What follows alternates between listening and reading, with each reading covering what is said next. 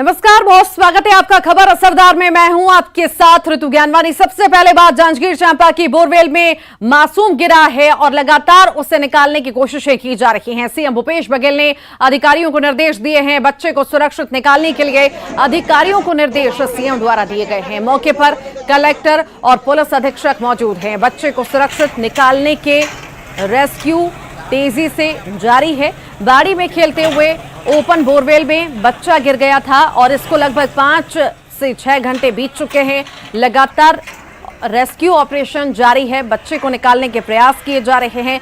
Oxygen pipe दिया गया है बच्चे को और लगातार कैमरा से भी निगरानी रखी जा रही है। प्रशासन की ओर से तमाम तरह की व्यवस्थाएं वहां पर की गई हैं कि जल्द से जल्द ये ऑपरेशन पूरा हो सके और बच्चे को सुरक्षित बाहर निकाल लिया जा सके।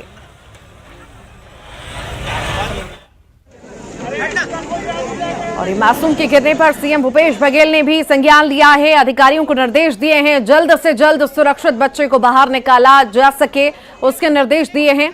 मौके पर सारी व्यवस्थाएं कर दी गई हैं। लाइटों की व्यवस्थाएं की गई हैं और जो भी जरूरत की चीजें थी वहां पर उपलब्ध कराई गई हैं। ऑपरेशन लगातार जारी है रेस्क्यू। और इसी पर अधिक जानकारी के लिए रोहित हमारे साथ जुड़ गए हैं। रोहित, क्या ताजा अपडेट इस वक्त? रितु, देखिए, जो जिला प्रशासन और पुलिस की टीम जो है लगातार रेस्क्यू में लगी हुई है और काफी तेजी से जो है रेस्क्यू किया जा रहा है। और न्यूज़ 18 के पास वो तस्वीर भी है जिसमें जो है आप देख आ सकते हैं कि किस तरीके से जो है वो हरकत कर रहा है और लगातार उसे संपर्क किया जा रहा है। ऑक्सीजन सप्लाई दी जा रही है, साथ ही साथ उसे दिलासा भी जिला प्रशासन की ओर से दिया जा रहा है कि जल्द ही उसे जो है सुरक्षित निकाला जा सकेगा। और पूरी टीम लगी हुई है। पूरे क्षेत्र को जो है एक बैरिकेडिंग टाइप से घेर दिया गया है और लगातार जो है टीम के लोग जो है लगे हुए हैं। अब जो भी रेस्क्यू टीम लगी हुई है वो खुद भी चाहते हैं कि जितनी जल्दी से जल्दी जो है उसे सुरक्षित निकाला जा सके। जी रितु। रोहित, लगभग ये कितनी देर पहले का ये वीडियो है जिसमें मूवमेंट करता हुआ बच्चा नजर आ रहा है और अभी मौके पर कैसी स्थिति बनी हुई है? क्या बच्चे की आवाज बाहर तक आ रही है और क्या अपडेट? निश्चित तौर पर रितु, राहुल से लगातार जो है जिला प्रशासन अपडेट ले रहा है और ये लगभग कुछ घंटे पहले की ही तस्वीर है और लगातार उसे संपर्क किया जा रहा है डिस्प्ले पर और जो कैमरे उसे डाले गए हैं और निगरानी बनाई गई है कि कहीं कुछ हो नहीं है और लगातार उसे संपर्क कर रहे हैं। उसे दिलासा भी दे रहे हैं, उनसे जो है लगातार संपर्क कर रहे हैं कि कहीं उसे नींद ना आ जाए, भूख ना आए, मतलब कंटिन्यू उसे संपर्क बनाए हैं। बच्चा पैनिक ना हो इसके लिए भी उसे दिलासा दे रहे हैं। तो लगातार जो है उस पर निगरानी रखे हुए हैं और रेस्क्यू चल रहा है। रितु, जब से बच्चा बोरवेल में गिरा है अधिकारी तो यहां पर एक्टिव हुए ही हैं। सीएम भूपेश बघेल ने भी अधिकारियों को निर्देश दिए हैं जल्द से जल्द सुरक्षित बच्चे को बाहर निकालने के लिए। तो जो वहां पर तमाम तरह की व्यवस्थाएं होनी चाहिए, क्या उसके बाद दुरुस्त हुई हैं जिन जिन चीजों की जरूरत वहां पर हो? देखिए रितु, जो जिस क्षेत्र में बच्चा गिरा है, जिस ग्राम पंचायत की घटना है, वो एक छोटा सा ग्राम पंचायत है। उस लिहाज से वहाँ जो रेस्क्यू टीम है वह अपने हिसाब से लगी हुई है। काफी लोग गाड़ियां हैं लगी हुई है। साधन संसाधन की कमी नहीं है और कमी इसलिए भी नहीं है कहा जा सकता है कि जो क्षेत्र में हो सकते थे, जो चीजें पहुंच सकती थी वो पहुंच गई है। जो एसडीआरएफ की और एनडीआरएफ की जो टीम आनी है तो उनके आने के बाद जो है उन्हें और किस तरीके से जो है रेस्क्यू के लिए संसाधन चाहिए, वो चीजें जो है एक चैलेंज रहेगा कि उन्हें क्या चाहिए। लेकिन अभी जिस हिसाब से रेस्क्यू चल रहा है और राहुल की जो है हमें कंटिन्यू मूवमेंट मिल रही है, उससे तो यही लग रहा है कि अभी संसाधन जो है पर्याप्त है और किसी तरह की कमी नहीं है। क्योंकि बच्चे को जिस हिसाब से ऑक्सीजन चाहिए था वो उसे मिल रहा है, उसे दिलासा है। लगातार जिला प्रशासन की टीम जो है संपर्क बनाए हुए हैं। हाँ, कुछ भीड़ जरूर जो है इस तरह की घटना होने पर आती है, तो हालांकि भीड़ भी व्यवस्थित है। लोगों को समझाइश भी दी गई है कि रेस्क्यू टीम को जो है बाधित ना करें। वो जितना सहयोग करेंगे उतनी तेजी से इस काम को जो है अंजाम दिया जाएगा। तो ग्रामीण भी इस चीज को समझ रहे हैं और ग्रामीणों का भी जो है सहयोग मिल रहा है जिला प्रशासन को, रेस्क्यू टीम को। रोहित, 5-6 घंटे से ऊपर का वक्त हो चुका है, आखिर अभी और कितना ज्यादा समय लग सकता है? वहां पर रेस्क्यू टीम है, आखिर कहां पर परेशानी आ रही है और आखिर अनुमान तो जताया गया होगा कि नहीं इतना काम बचा है, शायद अब काम हो जाएगा, तो कुछ इस बारे में अपडेट? ऋतु, वो कह पाना थोड़ी जल्दबाजी होगी, क्योंकि रेस्क्यू टीम तो लगातार जो है बोरवेल से कुछ दूरी पर जो है एक गड्ढे बना रहा है, और गड्ढा बनाने के बाद जो है एक सुरंग बना करके उसे सुरक्षित निकालने का जो है एक प्लान तैयार किया गया है। लेकिन कितना समय लग सकता है ये नहीं कहा जा सकता, वो इसलिए क्योंकि जितने नीचे जाते जाएंगे उतनी उस जमीन के गड्ढे और मिट्टी के ऊपर डिपेंड करेगा कि हम कितनी तेजी से कर सकते हैं। क्योंकि कई बार ये हो जाता है कि हम ज्यादा नीचे जाते हैं तो पानी आ जाता है। हालांकि जिस क्षेत्र पे राहुल गिरा है वो एक डाई एरिया है, और वहां लगभग 200 से 300 फीट के नीचे में ही जो है पानी मिल पाता है। बोरवेल्स भी ड्राई एरिया तो है, पर लाइटों को लेकर आखिर कितनी दिक्कत आ रही है इस रेस्क्यू ऑपरेशन में, क्योंकि बहुत ज्यादा अंधेरा हो चुका है, रात हो चुकी है। जी ऋतु, देखिए लाइट को लेकर के अभी तक तो दिक्कतें नहीं आई है, क्योंकि पर्याप्त जो है लाइट व्यवस्था है। हाँ, ये जरूर कहा जा सकता है कि ग्रामीण अंचल है, अगर मौसम बिगड़ता है या अगर ऐसा कुछ होता है तो लाइट की एक दिक्कत आ जरूर सकती है। हालांकि जिला प्रशासन की ओर से उसके लिए भी जो है एक वैकल्पिक व्यवस्था कर लिया गया है, जो जनरेटर है और जो भी लाइटें हैं उनकी तैयारियां की गई है कि अगर लाइट भी गोल होता है तो जो रेस्क्यू है वो प्रभावित ना हो, उसकी पूरी तैयारियां। लगातार रोहित आप नजर बनाए रखिएगा, आपसे अपडेट्स लेते रहेंगे। बहुत शुक्रिया जानकारी को साझा करने के लिए। बीजेपी से निष्कासित नेता नुपुर शर्मा के बयान के खिलाफ देश के कई शहरों में बवाल हुआ। कहीं नारेबाजी की गई, कहीं पथराव हुआ, तो कहीं प्रदर्शनकारियों ने आगजनी की घटना को भी अंजाम दिया है। देखिए,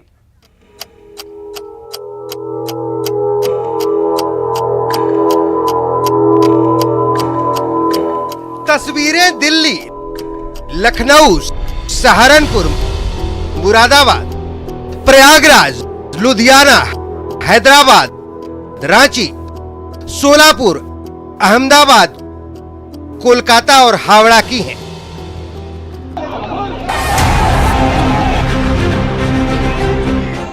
शुक्रवार को जुमे की नमाज के बाद नमाजी बीजेपी से निष्कासित नेता नुपुर शर्मा और नवीन जिंदल के खिलाफ सड़क पर उतर आए और जमकर नारेबाजी करने लगे।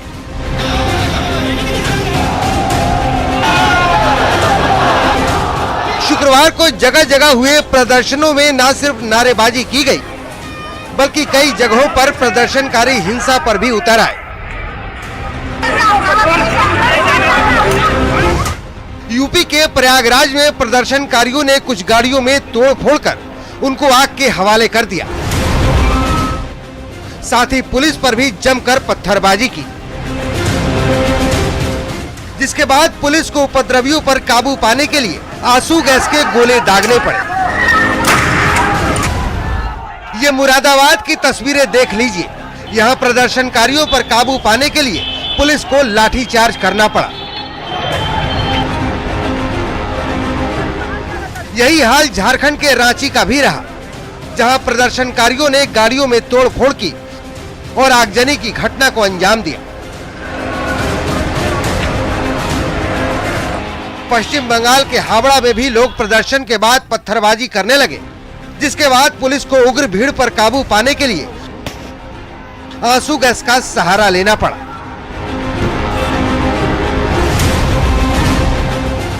देश के कई दूसरे शहरों में भी विवादित टिप्पणी को लेकर नुपुर शर्मा और नवीन जिंदल के खिलाफ नारेबाजी की गई और उनके पुतले भी जलाए गए। शहर शहर प्रदर्शन और हिंसा जरूर हुई, लेकिन इन प्रदर्शनों और हिंसा से कई सवाल खड़े हो गए। क्या दुनिया में भारत को बदनाम करने के लिए प्रदर्शन आयोजित किए गए? क्या किसी ने देश भर में एक साथ प्रदर्शन के लिए योजना बनाई थी? क्या नुपुर के बहाने लोगों को भड़काकर हिंसा की साजिश रची गई? क्या माहौल खराब करने के लिए पत्थरबाजी और आगजनी की गई? क्या प्रदर्शन, पत्थरबाजी और आगजनी से इंसाफ मिल जाएगा? इंसाफ के लिए कोर्ट जाने की जगह सड़क पर क्यों उतर गए?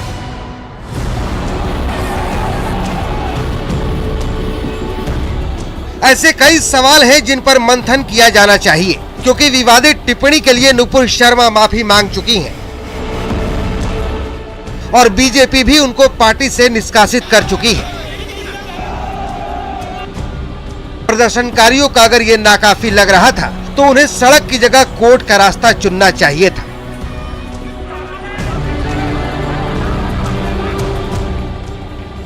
Bureau report, news 18 network.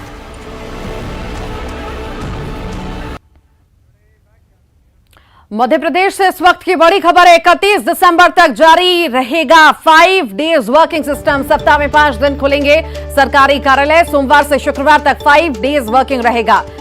अभी 30 जून तक के लिए यह आदेश था। सामान्य प्रशासन विभाग ने आदेश जारी किया है। एमपी के सरकारी कर्मचारियों के लिए खुशखबरी है। 5 डेज वर्किंग सिस्टम लागू रहेगा। अभी 30 जून तक के लिए यह आदेश था और अब ये रहेगा। सामान्य प्रशासन विभाग ने आदेश भी जारी कर दिया है। 31 दिसंबर तक जारी रहेगा 5 डेज वर्किंग सिस्टम। एमपी में आज से निकाय और पंचायत चुनाव के लिए बीजेपी का बूथ विजय संकल्प अभियान शुरू हो चुका है और इस अभियान के तहत बीजेपी के कार्यकर्ता और नेता 65,000 से अधिक बूथों पर जाएंगे, बूथ विजय संकल्प लेंगे। इस अभियान के तहत सीएम शिवराज भोपाल में वार्ड नंबर 47 पहुंचे, जहां कार्यकर्ताओं के साथ बातचीत की और निकाय चुनाव के लिए कार्यकर्ताओं के बीच कामों का बंटवारा भी किया। बीजेपी के बूथ विजय संकल्प अभियान को लेकर लोगों में खासा उत्साह देखा गया। राजधानी भोपाल में मुस्लिम महिलाओं और बच्चों ने सीएम शिवराज का जोरदार स्वागत किया और उन पर फूल बरसाए। इस मौके पर सीएम शिवराज ने कहा कि बीजेपी के चुनाव प्रचार अभियान का आज से आगाज हो चुका है। बीजेपी के कार्यकर्ताओं में अभी से ही अपने उम्मीदवारों को जिताने के लिए जुट गए हैं। तो वहीं सीएम ने कहा कि एमपी में डबल इंजन की सरकार में हर निकाय और वार्डों का विकास हुआ। बीजेपी जनता के हित में काम करती है। मीडिया बंधुओं से मेरा निवेदन है, कृपया आप निकाय के चुनाव में भारतीय जनता पार्टी ने विजय के लिए शंखनाद कर दिया है। आज बूथ विजय संकल्प दिवस है। मैंने स्वयं वार्ड क्रमांक 47 के बूथ क्रमांक 1260 की बैठक ली है। हमारी बूथ समिति के कार्यकर्ताओं के साथ चर्चा की है और बूथ समिति के सदस्यों को काम का बंटवारा किया है और बूथ कमेटी के सदस्यों ने ये संकल्प लिया है कि हमारे बूथ पर हम भारतीय जनता पार्टी का पार्षद का और मेयर का जो भी उम्मीदवार होगा उसको हम विजयी बनाएंगे। जनता की सेवा के लिए, विकास के लिए काम करने वाली पार्टी है और प्रधानमंत्री जी के नेतृत्व में तेजी से देश आगे बढ़ रहा है और मध्य प्रदेश की सरकार ने भी विकास और जनता के कल्याण में कोई कसर नहीं छोड़ी है। ये डबल इंजन की सरकार, प्रधानमंत्री जी, केंद्र सरकार और यहाँ प्रदेश में हमारी सरकार ये वार्ड का विकास भी करेगी, ये नगर का विकास भी करेगी। ये सब योजनाएं, विशेषकर गरीबों के कल्याण की योजनाएं, कोई परिवार ऐसा नहीं है जिस तक हमारे गरीब कल्याण की योजनाएं।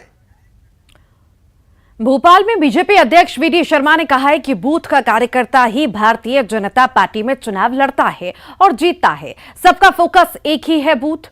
हर बूथ पर विजय का संकल्प लें।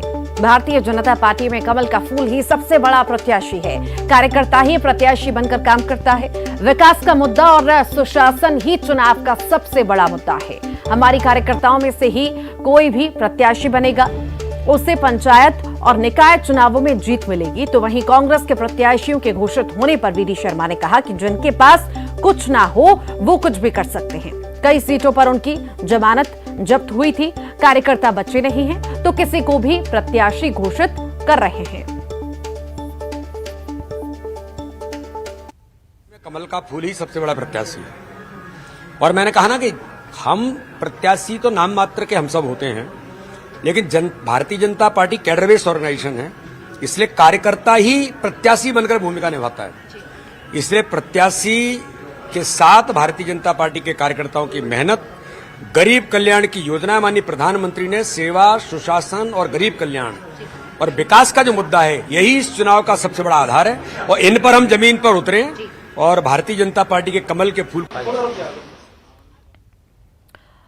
तो प्रत्याशी मामले में कांग्रेस पर तंज कसा गया है। बीजेपी का बूथ संकल्प हुआ है। प्रत्याशी मामले में कांग्रेस पर तंज कसा गया कि अब इनके पास कार्यकर्ता बच्चे नहीं हैं तो किसी का भी चुनाव कर रहे हैं और किसी को भी टिकट दे रहे हैं। वीडी शर्मा ने चुनाव चिन्ह को उम्मीदवार बताया। बीजेपी का बूथ संकल्प है। प्रत्याशी मामले में कांग्रेस पर तंज भी वीडी शर्मा द्वारा कसा गया है। 51% वोट पर बीजेपी का फोकस है। यह बड़ा बयान वीडी शर्मा द्वारा। वीडी शर्मा ने चुनाव चिन्ह को उम्मीदवार बताया है।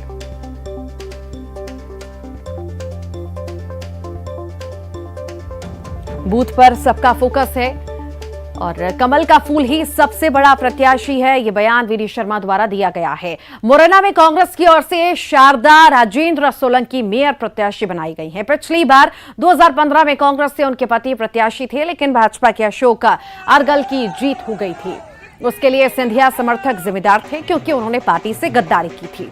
इस बार ऐसा नहीं है। ऐसे में उनकी इस बार क्या रणनीति होगी और वो किन मुद्दों को लेकर जनता के बीच जाएगी, इसको लेकर हमारे संवाददाता ने शारदा सोलंकी से बात की।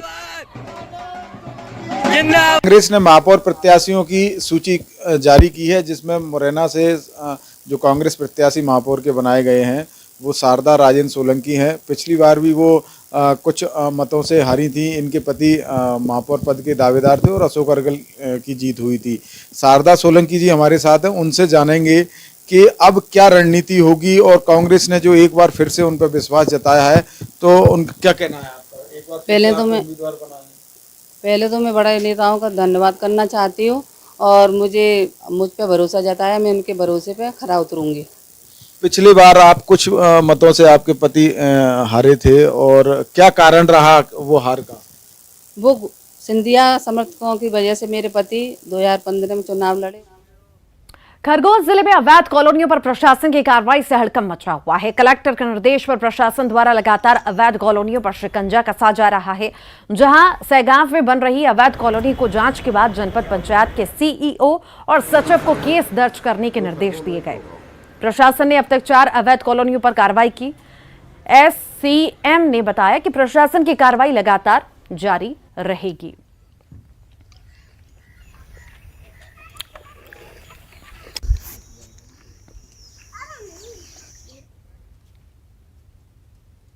बैतूल में हत्या की एक सनसनीखेज वारदात सामने आई है, जहां पैसों के लेन देन के विवाद में युवक की हत्या कर दी गई।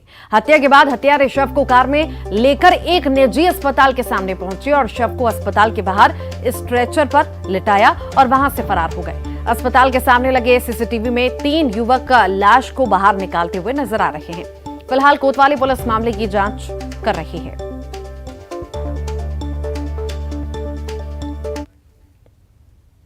इंदौर से एक अजीबोगरीब मामला सामने आया, जहां एक प्रेमी ने अपनी प्रेमिका से बात करते करते फांसी लगाकर आत्महत्या कर ली। आत्महत्या से पहले वो फोन पर अपनी गर्लफ्रेंड से बात कर रहा था।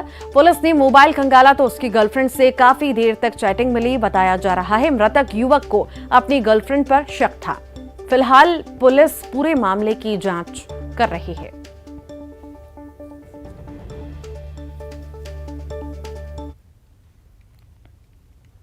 कोंडागांव में एक अनूठी शादी हुई है। यहां एक ही मंडप में दुल्हे ने 2 दुल्हनों के साथ 7 फेरे लिए। इतना ही नहीं, दोनों दुल्हनों की गोद में बच्चे भी थे और खास बात यह है कि इस शादी के लिए दोनों दुल्हनों की रजामंदी भी थी। मामला केशकाल के ग्राम उमला का है। यहां दुल्हा शादी से पहले ही 2 बच्चों का बाप बन गया। बताया जा रहा है कि सगाई के बाद लड़की और लड़का साथ रह रहे थे और लड़की मां भी बन गई। इस दौरान लड़का एक और लड़की से प्रेम करने लगा और पिता भी बना, जिसके बाद इसने परिजनों और समाज के रजामंदी से दोनों लड़कियों से शादी करने का फैसला किया। शादी के कार्ड में भी दोनों लड़कियों के नाम लिखे।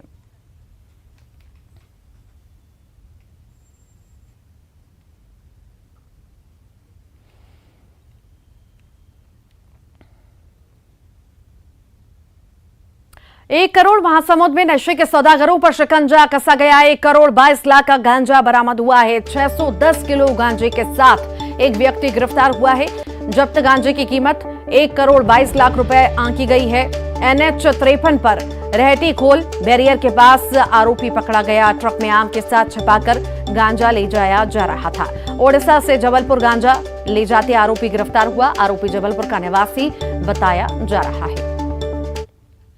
रेतीखोल बॉर्डर पे चेकिंग की जा रही थी। सूचना मिली मुखबिर द्वारा हमें कि गांजा तस्करी की जा रही है, और जब चेकिंग की तो एक वाहन है MH 40 CD 5067, इसको हमने चेक किया। इसमें आम फल रखा हुआ था और बोरी के नीचे भारी मात्रा में गांजा पाया गया। इसमें हमें 610। छत्तीसगढ़ के 80,000 से अधिक आंगनबाड़ी कार्यकर्ता लगातार दूसरे दिन भी आंदोलन पर बैठे हैं। ये आंदोलन सरकार का ध्यान खींचने के लिए किया जा रहा है। 6 सूत्रीय मांगों को लेकर आंगनबाड़ी कार्यकर्ता धरने पर बैठे। गुरुवार 10 बजे से धरना स्थल पर डटे हैं। रात को धरना स्थल पर ही गुजारा है। कार्यकर्ता आर पार की लड़ाई के मूड में है और इससे पहले कई बार आंदोलन किया, लेकिन उनकी मांगे आज तक नहीं मानी गई।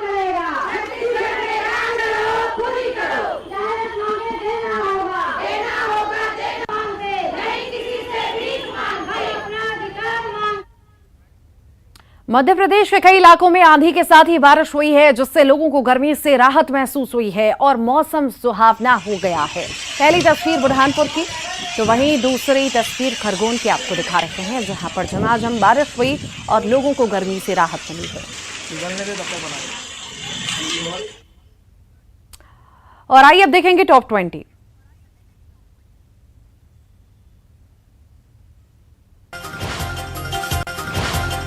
MP में 31 दिसंबर तक जारी